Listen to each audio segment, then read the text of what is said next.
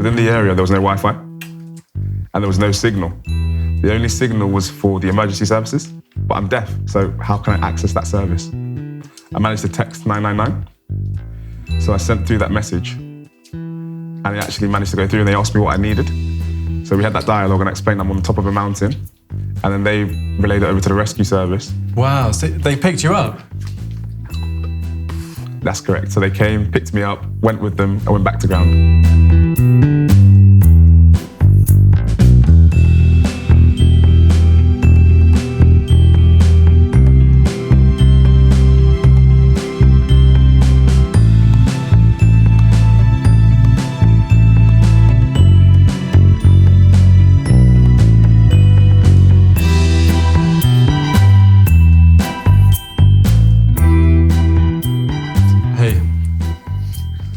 Hello. Good to meet you. It's nice to meet you too. So my name is Michael. This is my sign-name. So I'm from the Northwest. I live in Liverpool, born and raised. I'm also deaf, profoundly deaf. My name's James. I'm a sailor from the south coast of England and I do a lot of filmmaking and writing. So as I live in Liverpool, I'm quite lucky because I have two options. I've got Wales or I can go to the Lake District. So I'm in the middle of both, really. So where do you live? I'm from Dorset. I lived mostly in Cornwall, though, and obviously in London fairly often. So how did you first get into being in the outdoors? So I actually wasn't really a walker. I used to hate walking as a child. So just before I was age 25, and I went to the gym, and I'd never really gone outdoor. I wasn't really much of a sports person. So I thought to make a change, and I said, let me have a look at doing mountaineering. So I went to Snowdonia. I did a trek, and I realised, oh, this is a good environment. It's natural, it's peaceful. And then once I reached the top of that mountain, I said, wow, what an experience. And I became hooked. And ever since I've been mountaineering. So your love really started from that first trip in Snowdonia, and you decided right then that you wanted to do Everest? That's correct. So yeah, as soon as I did Snowdonia, I always knew Mount Everest was one of my aims, even before I did Snowdonia. But I never thought I'd actually go and do it. So I said, oh yeah, I think I could do it. But now it's something I want to actualise. What about yourself? How did you actually get involved with mountaineering? So I grew up sailing and surfing. And then it branched out into more adventurous things. And it's quite important to have mountaineering skills in what I do now. So it began with rock climbing and then more kind of high mountain stuff. So what's your biggest project that you're most proud of, do you think? So I went to Nepal and I did a mountain called La Boche. And that was over 6,000 meters. Wow. And that was my first time going over 6,000 meters at that high altitude. So that's one of my best experiences for sure. I'd say I did it. I could show that deaf people can achieve the things that hearing people can also achieve. So it's not just a matter of, oh, hearing people can do this and deaf people can't do that. It was a thing of, I'm showing that I can break through the barriers and I can do that. And like I said, I had to fit and adapt to a hearing environment and I still persevered and carried to achieve my mountain, the goal of getting to the top of the mountain. And that's an achievement for myself. There was a lot of negatives, but a lot of positives. So I think there was a very good balance there. However, overall, I'd say it was a really good experience. But one of the negatives and things I can improve on and work on for next time and develop. But yeah, it was a good experience. Also, it was my first time, like I said, going over 6,000 meters, so that was a big impact for me. What was the biggest negative that you found?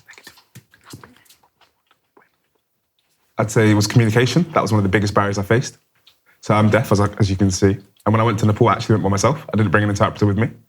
So once I arrived, it meant I had to fit to their system and adapt. So there was no deaf awareness from anybody over there. So I had to try and adapt to make myself applicable for them in terms of texting, using my phone to get messages across. And another negative was information. So in terms of planning a day or two behind, I probably got about 80% of the information. I missed a lot of information. So when I arrived on the day, there was a lot of things I didn't know, I wasn't aware of. So for example, if something happens as a deaf person, how can I contact to make an SOS call or ask for help? So that's the only flip side of that in terms of the grey areas. A hearing person could just phone for any services that they need. But for me, that's a barrier that's in place. Is there any way that you can contact the mountain rescue directly to let them know that you're going out?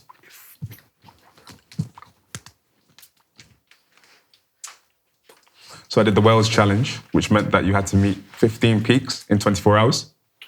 And that was in 2023, just last year. And the last 2 peaks when I was trekking, I did achieve and was successful in terms of doing it in 19 hours, but something did happen within those last 2 peaks. Something with my knees, it just became a bit stiff and it was very painful for me when I was limping. And I was also alone and it was nighttime.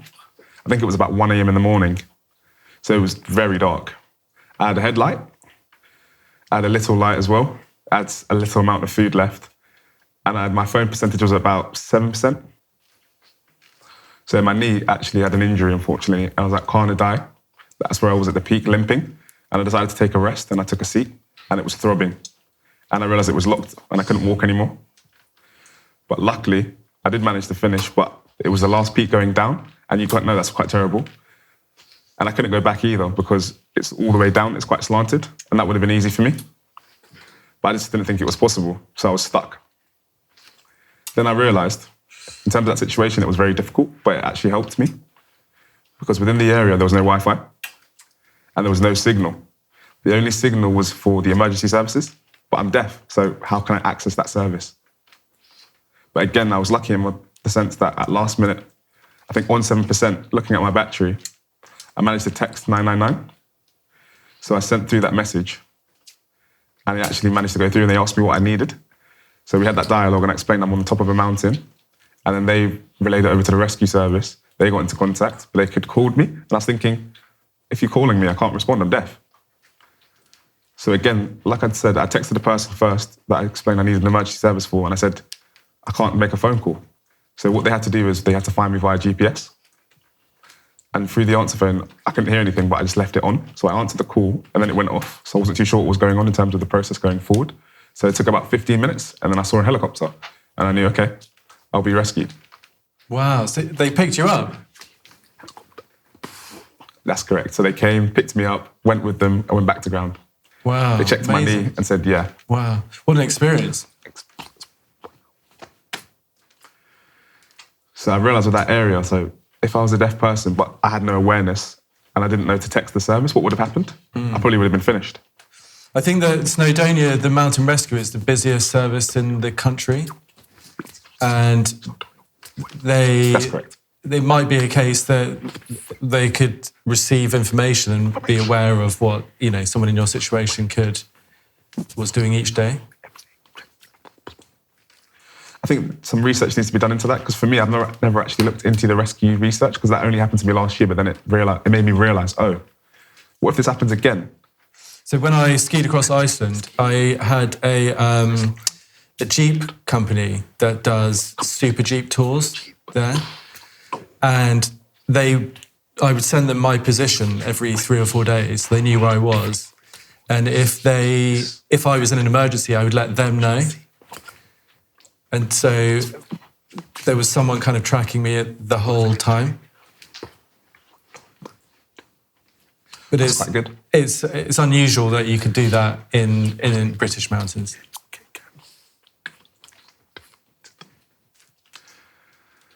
So it's interesting abroad as well. So I recently went to Nepal, and it just seems like they've got a better rescue system. Also in terms of access as well, compared to England, actually.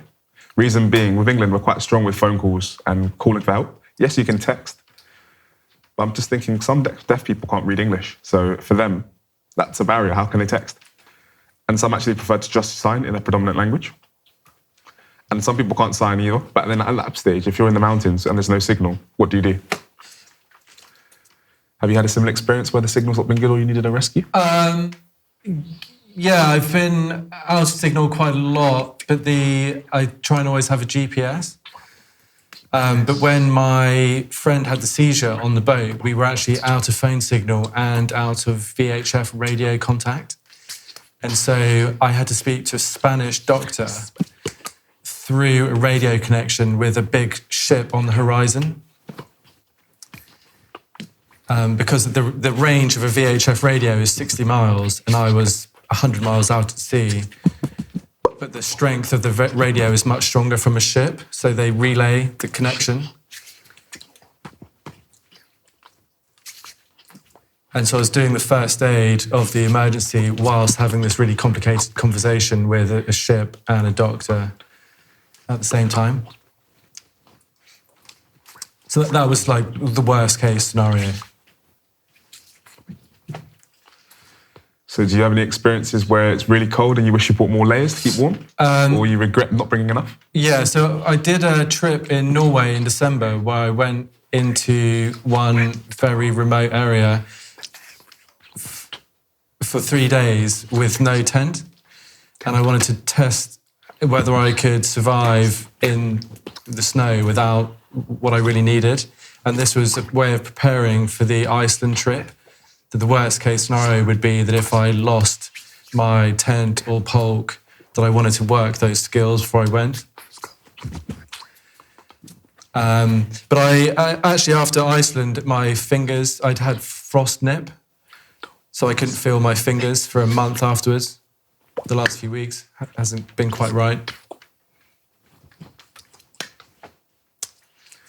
And how long is recovery for that, do you know? Well, it's almost healed now. One of the, I guess it's a funny, luckily it's a funny story rather than a bad one, but I actually got lost in Snowdonia once. It was at night time and I was with one friend and we weren't really thinking about what we were doing because we had been climbing all day on quite hard terrain. And now we were on easy terrain and it was dark and then a fog came down. And we actually spent the night out, just figuring it out. But it was really good fun in the end, because we were kind of prepared for that kind of situation. That's actually quite a similar experience I had in Scotland. So it was in winter, and it was a whiteout. So everything was really close, but I couldn't see a single thing. I had about 1 metre or 2 metres worth of distance. I was with 2 friends. I was with them, walking, and then the whiteout came and I couldn't see them, and we're all deaf, so I couldn't shout out either. I couldn't call out to them. Wow. That meant I was really looking at things, trying to touch things and look at silhouettes. But it didn't really help because I had some rope, but we didn't have enough rope for all of us. So we had to stay in a really tight single line. So if there was a wall, we had to make sure we knew where we were because of that whiteout. So that was quite impactful as well because we had to sign, and the sign language was really important because we could still communicate. But I feel as though it was almost like being blind because we couldn't hear anything and we couldn't hear each other talk. But it was a good challenge for the 3 of us. With climbing, it's very important to have a good relationship with your partner. How does being deaf change the way that you have a climbing relationship?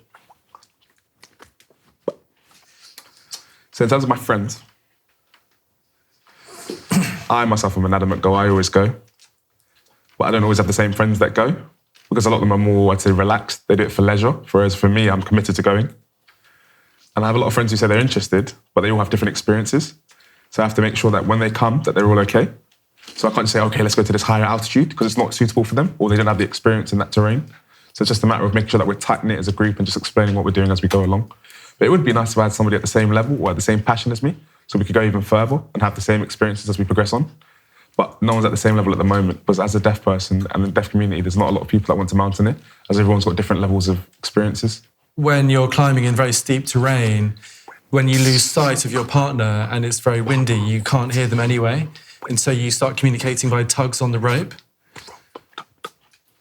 So yes, with the rope, that is something we use, but it's not a long one. So we always bring a backup and we'll throw that over our shoulder. But I've just realised it's not useful because it's so short. So there's usually 3 of us as well. And we need a longer rope, but we don't have that. And on that day as well, when there was the whiteout, I was on the top of the ridge. And it was quite narrow. So that meant that there was the ridge, but we couldn't see past the sides of the mountain. But I had my watch on me, which actually helped me with the sat-nav.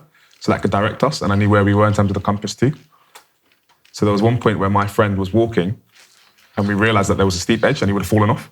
But with the map, we luckily knew where we were and we could steer clear. So it's really important to communicate and use our hands to direct each other as to where we were. But I was lucky to have my watch that day. Another thing that I was thinking about was that, what I'm using my hearing for is listening for rockfall and other things that are happening in the mountains.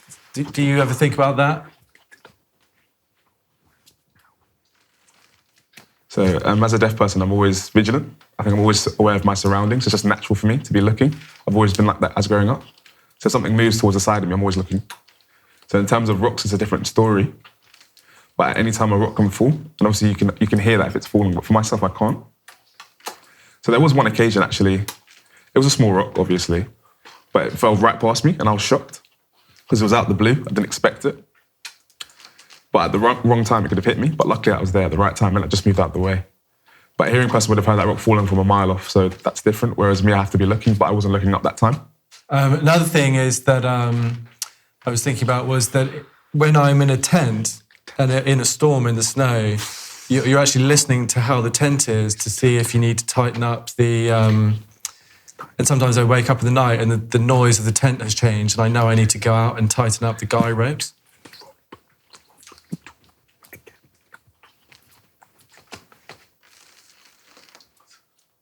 So in terms of the base camp and sleeping, it's vibrations. I can feel the vibrations, but in terms of the wind, there's no sound for me.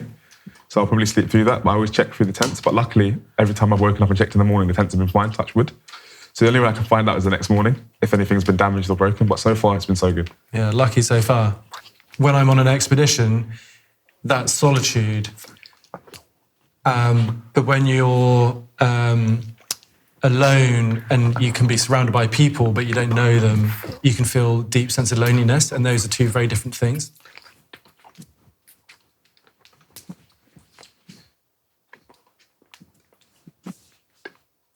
Has being deaf made you more connected to your sight and the way you use it?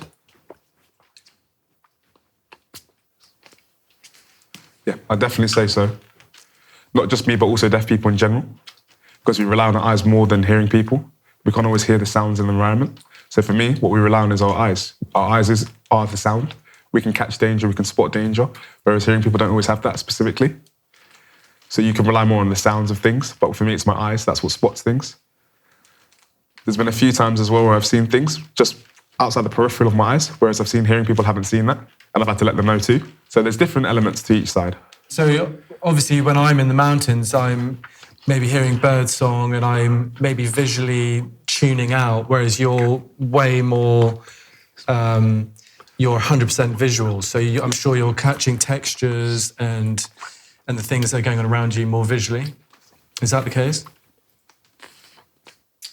That's absolutely right.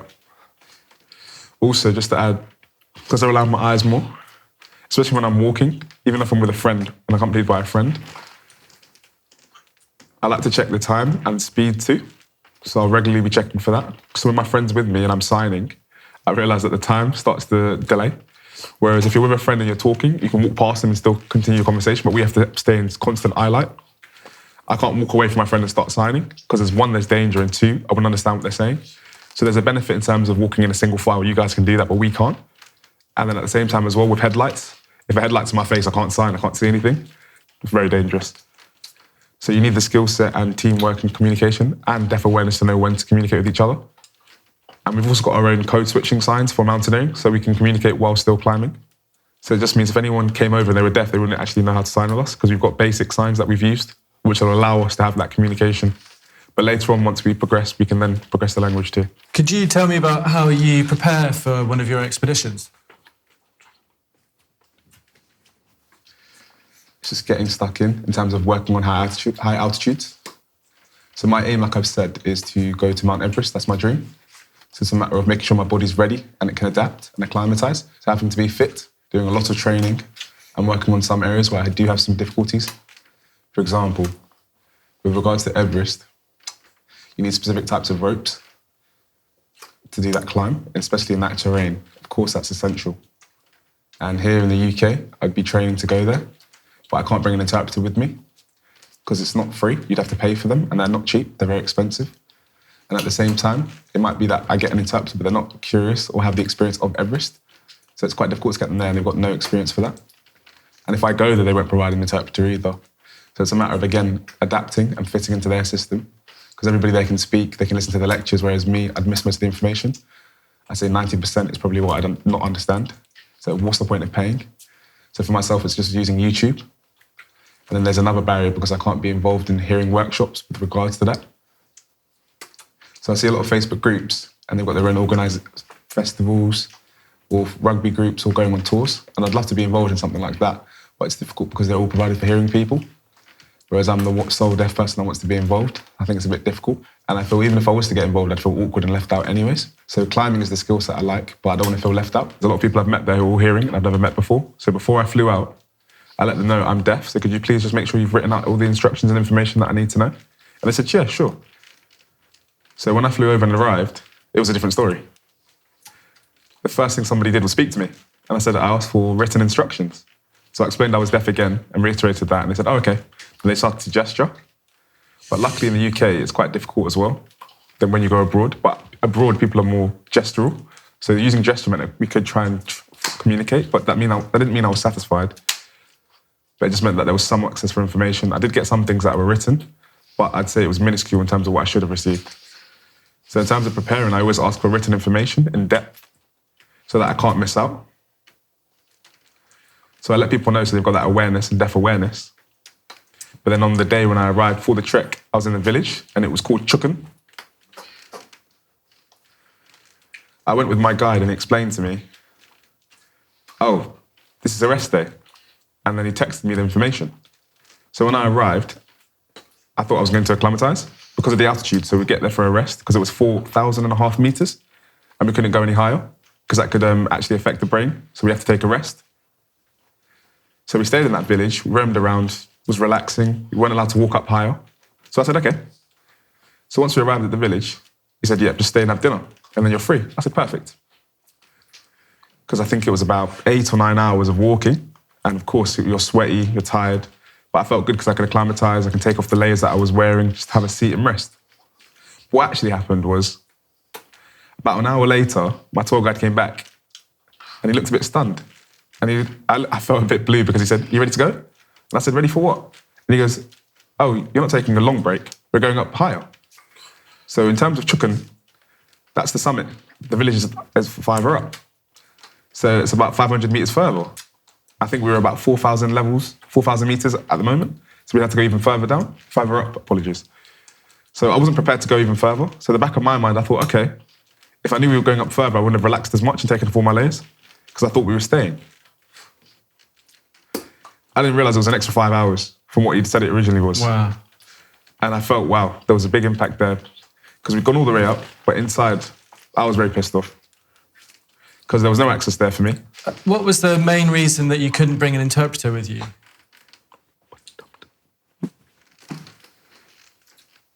So the reason I didn't bring an interpreter because they're expensive and I can't afford to pay out of my own pocket because paying to go on that mountain excursion, you know yourself, was quite expensive and it's a hobby. And in the UK, we've got ATW, which stands for Access to Work. And that basically means that deaf people can get an access to a funding to pay for interpreters, which is funding by the government. But access to work for my own personal hobbies doesn't cover that. It's only for work purposes. So they can help for work, but not for hobbies, which means it's split, it's separate. So if I was to get an interpreter, I'd have to pay out my own pocket, and paying for that is very expensive, something I can't afford. And secondly, if I do bring an interpreter, they might not even like to go on mountain excursions or mountaineering. And you have to be fit too, because like I've said, it's 6,000 meters, which is very high. So it's very complicated to bring an interpreter on board. So it's quite difficult to source one. So how does this influence the way that you're planning your Everest expedition? So making sure that my guide is aware from the start or having basic sign language. For example, hello, stop, higher altitude, brakes, just basic signs, which are really important for me to know for when going to Everest. Also went on Everest, I think for about 2 or 3 months, I'll be there, just working on the language with my guide, doing one-to-one. And really, I can't prepare in a sense because I was in the UK, then I went to Nepal. I can't keep flying back and forth. So it's just a matter of finding out when I'm there, which is a shame, really. But I'm just wondering, how do you prepare for yours when you go on excursion? Well, I think the main thing is that I always try and be physically prepared long before it starts. And at the same time, I think funding is obviously important. So a lot of that can come from different brands. And you need to start those conversations very early about if there's potential collaborations there. But a lot of the things I do, I self-fund. But it is always beneficial to collaborate at some level with different brands, even if they're just giving you some equipment to use. The dream would be that you have a brand that covers all your costs. But I think it may be in the current climate, those kind of deals are not so forthcoming. But how about you? Do you look for sponsorship in your projects? So I'm quite similar to you in the sense of I have 9 different sponsors. But the sponsorships are quite small from each group. So for Everest, it's going to be very expensive. I think it's 35 to 40,000. And from the sponsorship, it doesn't cover a lot. So which means I'm going to be self-funded from myself. So I've got to roll my sleeves up, look for different avenues, and look for hearing brands as well. So most of my sponsors are actually deaf funded and from those types of collaborations. So now it's going outside of the deaf community. Because it almost feels like people looking at a deaf person think, oh, we can't do that. But I'm showing them I can and I will. So that's been quite difficult. It's been one of the struggles to find funding and sponsorship. Yeah, it's almost the chicken and the egg situation because you need to do the expeditions to get the interest, to get the sponsors. So it's very often the case that you have to self-fund some, but the more you do, the more you'll get in support. But I think that having some time to build physically is only going to be a good thing if you can keep the rhythm of the training. And I kind of feel that if you had a year from now to Everest, you could be so fit in that year. You know, your preparation, you just go up and up in intensity. And by the time you actually get there, you're really physically prepared and just give it absolutely everything you've got. I think the worst thing would be that you rush into doing it too soon, maybe, and aren't quite physically prepared. And there's lots of... I think Everest is an interesting one because there's so many people that would love to do it. And there's companies that will take your money and not necessarily give you the best experience. And so for you, I imagine it's really important to have the communication and the physicality all prepared long in advance. So in terms of having special experiences in the mountains, what motivates you to do something that's so hard or uncomfortable?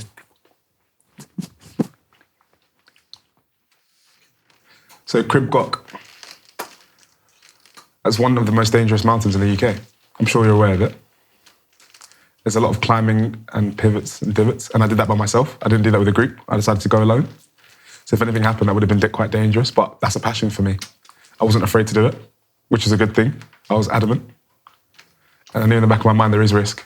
But I said, I'm still going to do it. Of course, I'm gonna go ahead. I wasn't afraid to do that. And also, I just enjoy climbing, navigating, going through routes. And every bit and stage is different. When you're going through that path, you learn something. And I just enjoy going through those navigational routes. And that motivates me. And with Everest, it's one of the toughest mountains in the world. And one of the highest. And for me, I want to stand at the top of the world and show deaf people I can do it, and you can do it, the same as me. And that's motivation for me. And that's just not something anyone can do as well. You have to be prepared for that. It takes years, and it's not like something you can just decide and want to do on the same day. It needs training. What about yourself? I try not to get too caught up in the objective as a challenge, as something to overpower nature in a way. I try to just immerse in the experience. And I think the real goal for me is to have the skills at such a level that I can just exist in those really remote places for long periods of time. And then I think you get a really deep connection with the natural environment.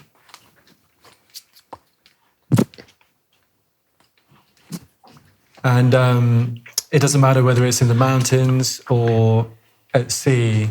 Once you are at a certain level, you can step away from the way that everyone lives their lives and just be alone in these places. And that's a really profound experience. What would be the main things that the mountaineering community could do to make the world a better place for deaf people looking to get into the mountains?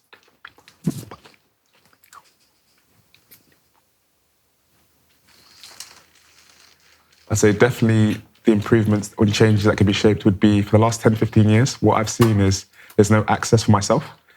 I'm always watching things on YouTube and learning by myself. It's self-led. But I'm just thinking, if you have people involved, you could teach them. I say interpreters and accessibility would be great. So for example, in Wales and in Scotland, teaching how to climb outdoors, showing them the skill sets, leading them. There's courses there, but there's no interpreters. So it's all good having the courses, but deaf people can't access those courses. They can't get involved. So just explaining to them, if you want to be involved, you have to pay for your own interpreter. I don't think that's really fair. It puts you off. So it means I actually can't learn. I can't get involved. I can't become a mountaineer because there's a loss of information. Where do I get that from? And that's also why there's not a lot of deaf people that do mountaineering. Like myself, I am quite rare. So having interpreters makes it accessible. I also think it would be quite nice if hearing people had some deaf awareness. So they've got the concept of how to talk to deaf people. Even if it's basic signs, that will make a very big difference. So there currently isn't any groups that take people out and just give them the basics and the hiking and navigation and those simple things?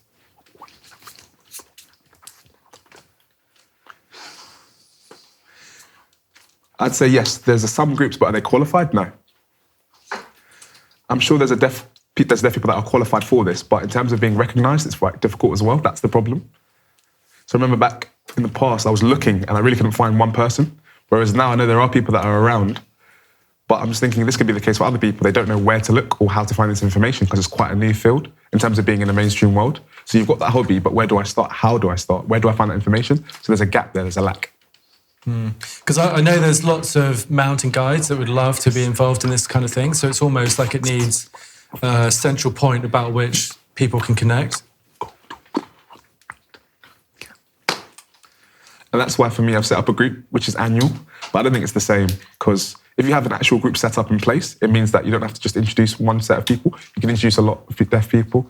So for me, a lot of people are interested, but if you've got a set up point or a place that's properly set up with qualified people that can deliver the service, then definitely if you're intrigued, you can go to that one centre and learn what you want in terms of maybe it's mountain leadership or how to climb or how to use sat-navs or how to use ropes. There's so many caveats of that you can use and learn, but there's no actual place yet for that, which is accessible. Is this something that you're looking to organise yourself, do you think, in the next few years?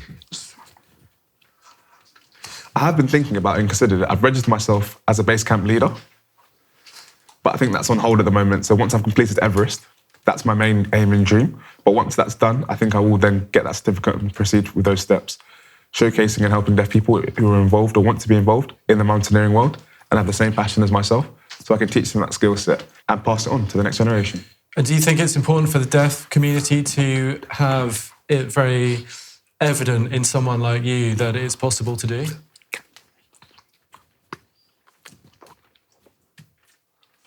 Oh, absolutely. Definitely important. Because it's different generations. I want them to look up and see, oh, someone's done it. For example, myself, and pass that along to even more people. So for myself, when I started about 10, 15 years ago, who was there to help me? Where was the access? I think it's one of the times that social media is actually a really useful tool. I think there's lots of negatives, but in this circumstance, it's something that could be really beneficial to people in your situation.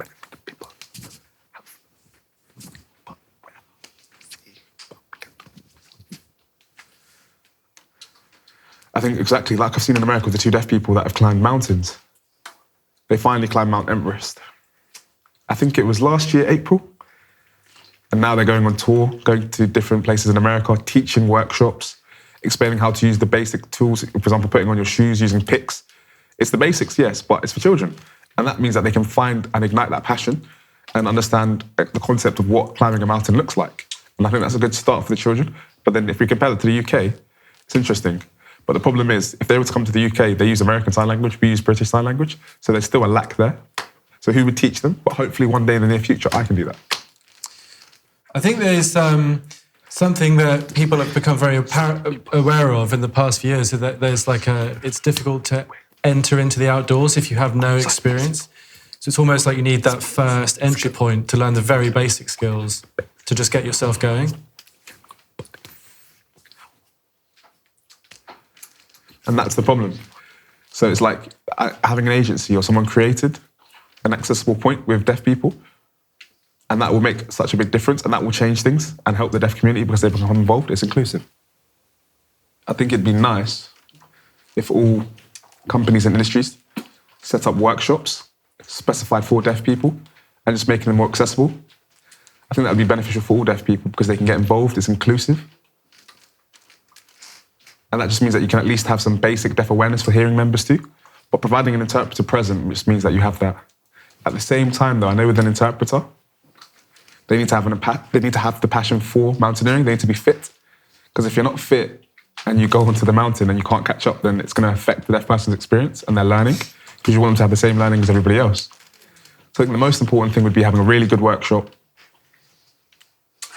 and raising awareness for all deaf people who are interested and have a passion in mountaineering.